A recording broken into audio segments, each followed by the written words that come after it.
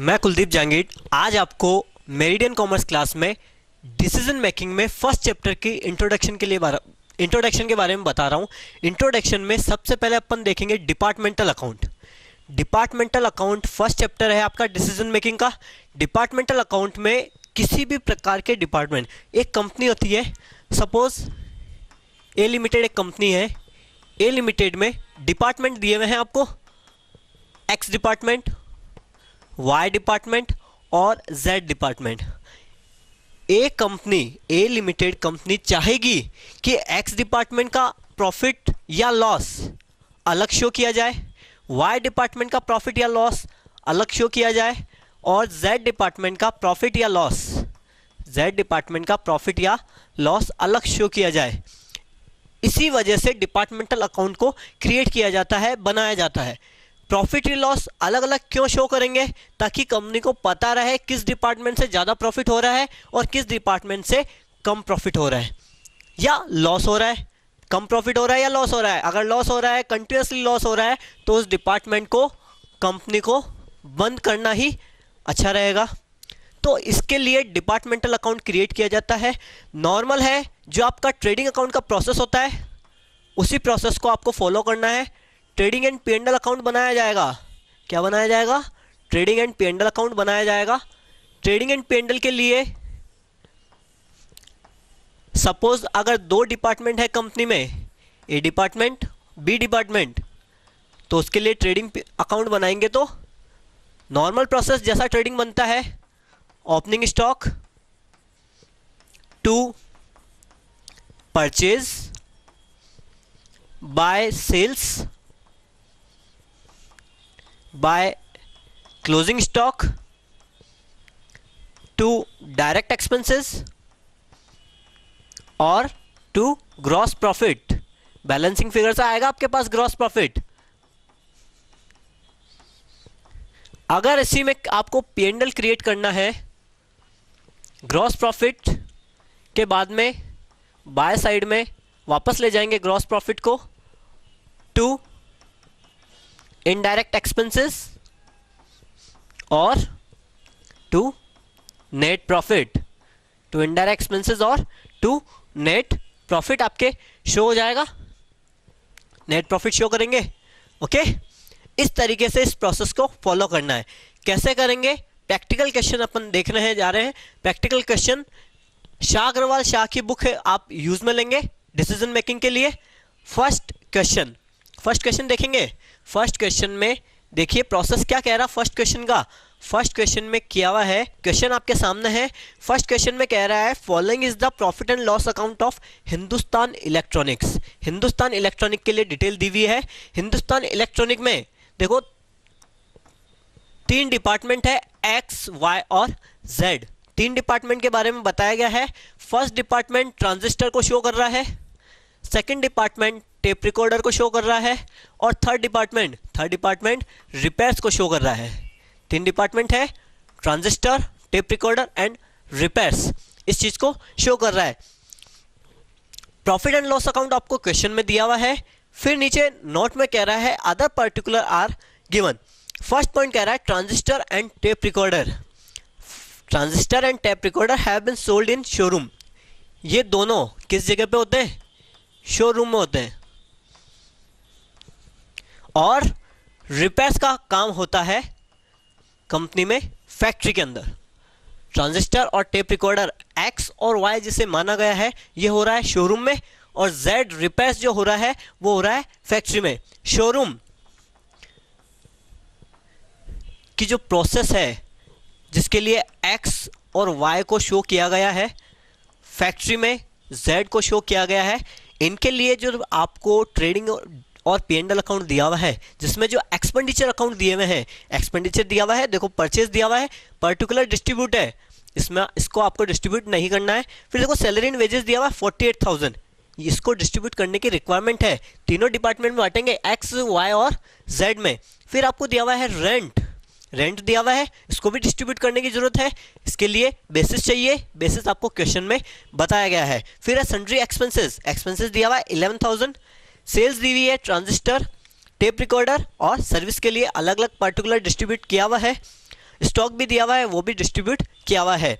First point में जो इसने कहा है सैलरी एंड वेजेस के लिए, फर्स्ट पॉइंट में कहा है इसने सैलरी एंड वेजेस के लिए। क्वेश्चन में क्या कहा है इसने, सैलरी एंड वेजेस टोटल आपको दी हुई है, टोटल सैलरी वेजेस दी हुई है 48,000, टोटल 48,000 सैलरी एंड वेजेस आपको गिवन है। 48,000 जो सैलरी है इसमें बताया गया है कि ये जो सैलरी है इसका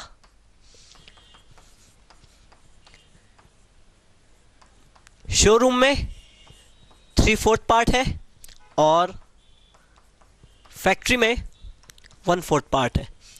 3/4 पार्ट मीन्स कितना डिस्ट्रीब्यूट हो जाएगा, 3/4 पार्ट इसका करेंगे तो आएगा 36,000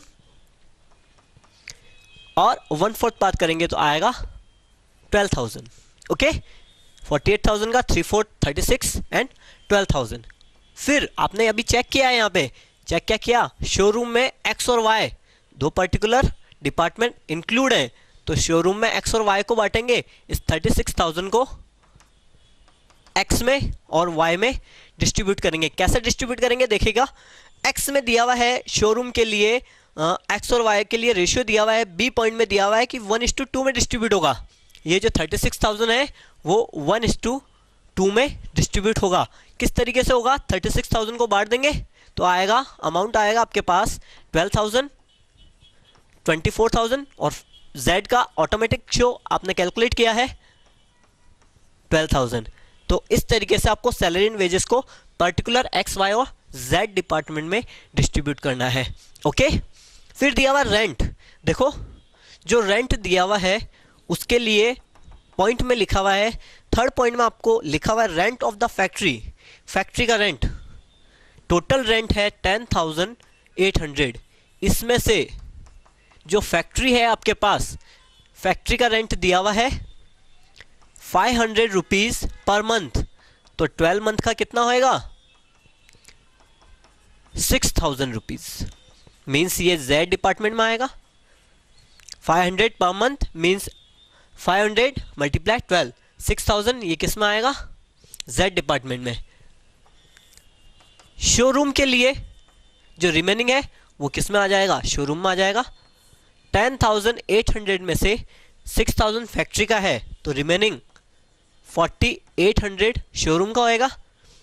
शोरूम में दो डिपार्टमेंट है आपके पास, एक तो है एक्स डिपार्टमेंट, एक है वाई डिपार्टमेंट।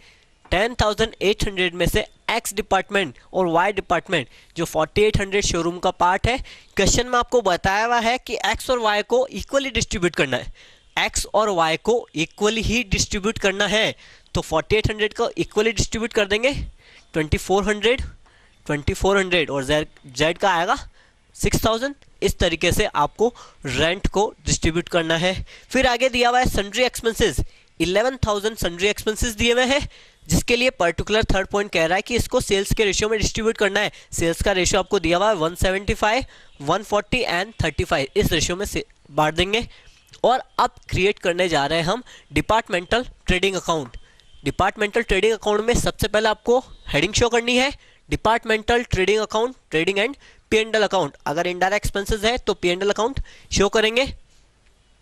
सबसे पहले आपको शो करना है, क्वेश्चन में सबसे पहले आपको क्या शो करना है, क्वेश्चन में सबसे पहले शो करना है आपको purchase account. Purchase account show करेंगे, परचेज के लिए क्योंकि ओपनिंग स्टॉक तो दिया हुआ नहीं है, क्वेश्चन में परचेज अकाउंट शो करेंगे। एक्स वाई और जेड के लिए दिया हुआ है पर्टिकुलर 160, 1,25,000 और 80,000, 1,60,000, 1,25,000 और 80,000। देन आफ्टर दिया हुआ है सेल्स दी हुई है, ट्रेडिंग अकाउंट में बाय साइड में आएगी सेल्स 1,75,000, 1,40,000 एंड 35,000। क्लोजिंग स्टॉक दिया हुआ है, क्लोजिंग स्टॉक देखिएगा, क्लोजिंग स्टॉक 60,100 क्लोजिंग स्टॉक दिया हुआ है, 60,100। क्वेश्चन में दिया हुआ है 60,100, 20,300 एंड 44,600। इस तरीके से आप निकालोगे बैलेंसिंग फिगर से, या तो ग्रॉस प्रॉफिट आएगा या ग्रॉस लॉस आएगा, 2 GP यह आएगा बैलेंसिंग फिगर से। मींस इसकी टोटल लगाने के बाद आप इनकी टोटल लगाओगे, बैलेंसिंग फिगर से GP आएगा। एक्स डिपार्टमेंट में बैलेंसिंग फिगर आ रहा है 75,100, 75,100। वाई डिपार्टमेंट में आ रहा है 300 और Z में आ रहा है लॉस, Z में लॉस आ रहा है, लॉस की अमाउंट कितनी है, बैलेंसिंग फिगर से आ रहा है लॉस 400 रुपीज़। इस तरीके से यहाँ पे आपको क्या दिया हुआ है, डिपार्टमेंट में आपने ट्रेडिंग अकाउंट क्रिएट किया है। ट्रेडिंग अकाउंट क्रिएट करने के बाद आप ग्रॉस प्रॉफिट और ग्रॉस लॉस को P&L में लेके जाएंगे। ग्रॉस प्रॉफिट इधर आता है, ये इधर आएगा, ग्रॉस लॉस यहाँ आएगा, तो इस साइड में इसको ट्रांसफर करेंगे। ग्रॉस प्रॉफिट लिख दिया आपने 75,100, 35,300, ग्रॉस लॉस लिख दिया आपने 400 रुपीज़। आपने सैलरी एंड वेजेस डिस्ट्रीब्यूट किया है, वर्किंग नोट में आपने सैलरी वेजेस डिस्ट्रीब्यूट किया है, अमाउंट आई है 12,000, 24,000 और 12,000, इसे शो करेंगे। 12,000, 24,000 और 12,000। रेंट आपने डिस्ट्रीब्यूट किया है 2400, 2400 एंड 6,000, रेंट आ जाएगा ट्रेडिंग P&L में 2400, 2400 और 6,000। सन्ड्री एक्सपेंसेस के लिए बताया गया है आपको कि सेल्स रेशियो में डिस्ट्रीब्यूट करना है जो सॉरी, सन्ड्री एक्सपेंसेस 11,000 दिया हुआ है, इसे 175, 140 और 35 में रेशियो में डिवाइड करने के बाद में 5,500, 4,400 और 1,100 आपके पास अमाउंट आएगी। तो इस तरीके से आप पर्टिकुलर डिपार्टमेंट का नेट प्रॉफिट और लॉस कैलकुलेट कर सकते हो। बैलेंसिंग फिगर से नेट प्रॉफिट आ जाएगा और नेट लॉस आएगा केवल Z डिपार्टमेंट में। तो कंपनी कह सकती है कि Z डिपार्टमेंट में लॉस आ रहा है, इसलिए कंपनी को Z डिपार्टमेंट को हो सके तो बंद रखना चाहिए ताकि ये लॉस ना हो।